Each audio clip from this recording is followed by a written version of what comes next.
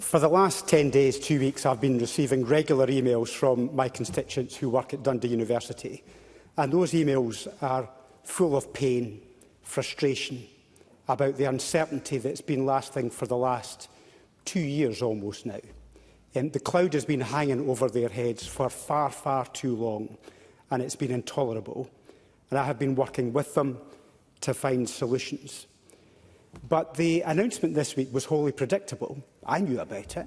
I knew about it well in advance that this was coming, that £20 million worth of cuts. It was in the media.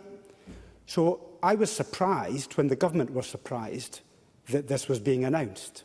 The shock horror that was being expressed from the government ranks. Because although I welcomed the fact that the government stepped in at the beginning to make sure the institution survived, that funding was only ever short-term.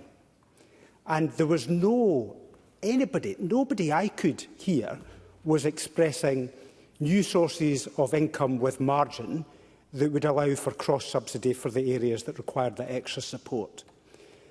So this was predictable, wholly predictable.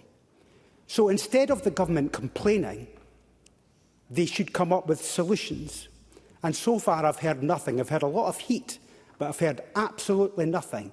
And none of that helps the staff who are about to be made redundant or lose their job at Dundee University. And I will always stand with them to make sure that they have a future. Now, Dundee is unique, but it's not that unique. It was shocking leadership. I was there at the evidence sessions with the Education Committee. And just for the record, I don't think Professor Gillespie has ever paid back any of his severance payment that I think he wasn't due, because his leadership was shocking and led in large part to this circumstance. But the situation at Dundee, although it's unique, it's not that unique, as I say, it is a sign of a wider broken system.